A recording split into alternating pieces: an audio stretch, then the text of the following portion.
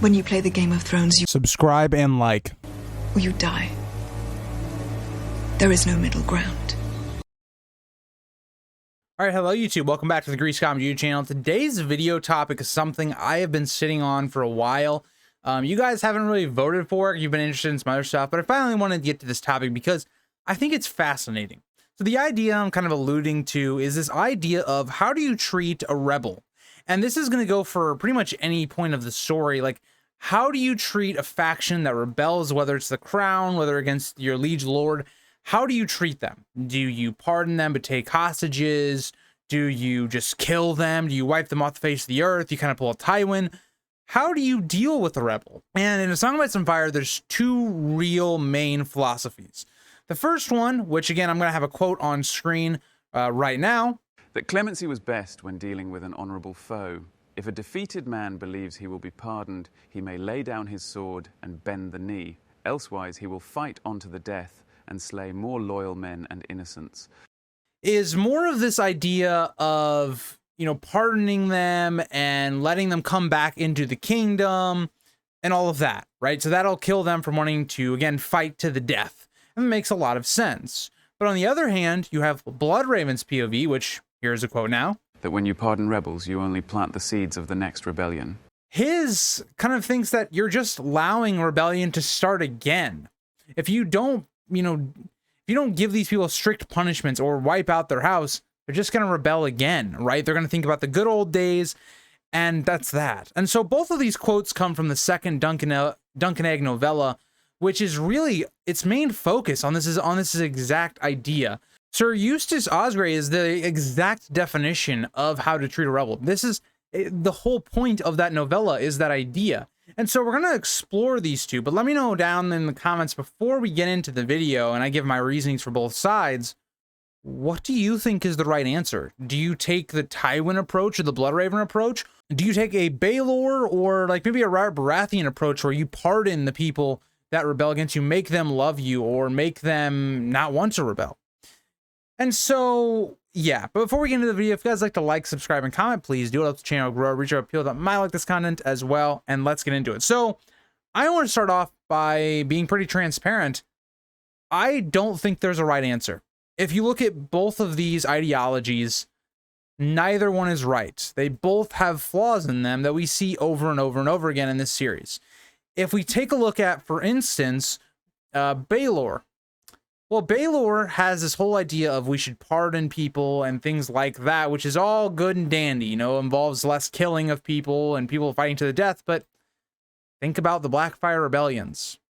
They go on and on and on. The Peaks are a house that are pretty much the main Blackfire supporter house, and they still exist till now and are probably going to back young Griff and the Blackfires once again.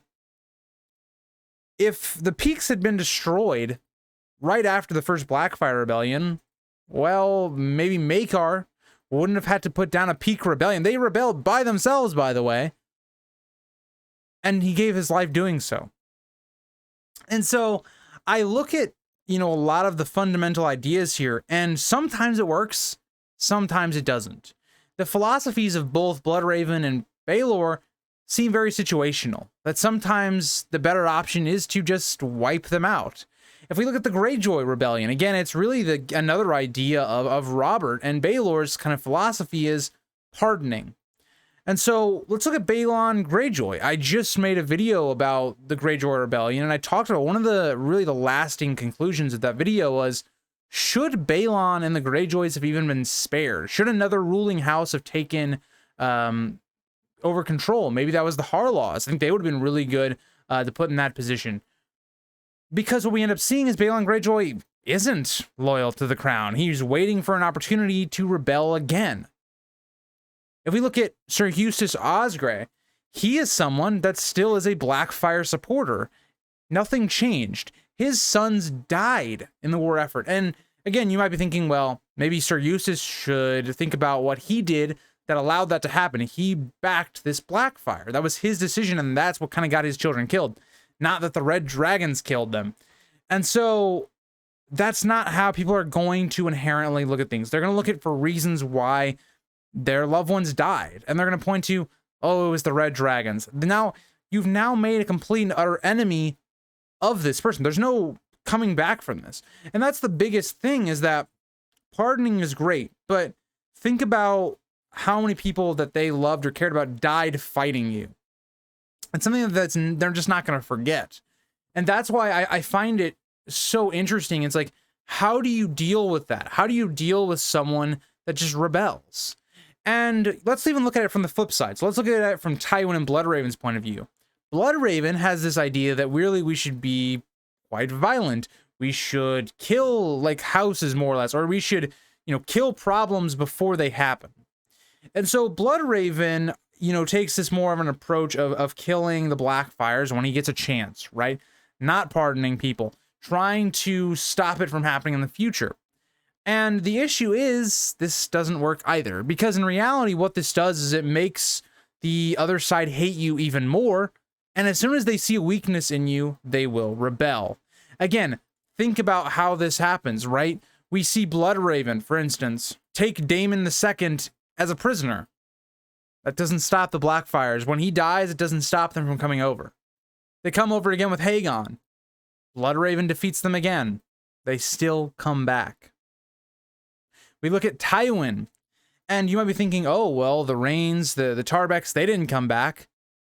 And yes, Tywin gained a lot of fear, a lot of maybe respect because of how he handled the rebellion, but it didn't make him loved. It made him hated. People did not like him. And as soon as Tywin has any type of weakness, people go against him. Think about when Tywin dies. People now start picking at his corpse, at his legacy. People come for the Lannister power. And that's something that you just kick down the curb. Think about when Bloodraven goes to the wall. Aegon V is very concerned about the Blackfire issue because there's no fear factor now with Bloodraven, right? Anyone could just pop up and try and take the throne again. And so I just find a lot of things interesting about both of these philosophies and ideologies is that they're fundamentally flawed. Because on both regards, there is no real way to treat the rebel correctly. You can treat them with kindness, and the best thing on how to keep a rebel in charge has nothing really to do on how you treat them. It's how do you rule after? And that's the biggest thing that I think both Baelor and Bloodraven are just missing. Is that if you're a strong ruler and you show that this person, this family, if you rebel, you're going to get crushed, and they have no doubt of that, that's how you keep a rebel in line. But how do you sustain that? That's the biggest issue. Because Maegor had this exact thing. He was someone that, again, had the strength to keep people in line until he didn't. Aegon the Conqueror was someone that really lived by this quite a lot. He is someone that threatened people. He threatened them with the dragons. He gave a show, say, of like Harrenhal, and people would still kind of rebel against him, but not nearly as many. And so being a strong king, showing your strength, is something that will lead to that peace, that rebels will not pop up as much. And so someone like Jaehaerys did this really well as well. But something I want to point out that all of these people had before that the Targaryens don't have now is dragons.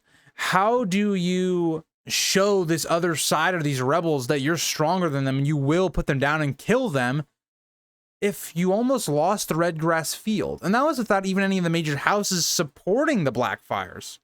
The Blackfires in the first Blackfire Rebellion had a lot of the like secondary third houses that were trying to move up the ladder. None of the main houses supported them. The Tyrells didn't openly support them that we know of. The Lannisters didn't. The Baratheons didn't. So, again, the whole purpose, I think, of this conversation really is that there is no right answer, in my opinion. And I would maybe lean towards Baelor's because you're not killing as many people. But the thing is, it's like people are still going to rebel, so there's no right answer. There's no right answer of how do you treat someone that you just slaughtered, people in their family. Like, how do you deal with that issue? And I think Bloodraven's case is it's way more risky, but if it goes correctly, it's more likely to be good. So, like, for instance, if Bloodraven was actually able to kill all the Blackfires, his method would be much better than, say, Baelor's. But yeah, it's just a flip of the coin. Again, I think Blood Ravens is more risky and Baelor's is safer. That's the way I would kind of look at the two ideologies. But let me know what you guys think about this idea, and I'll see you guys all in the next one. Bye, guys.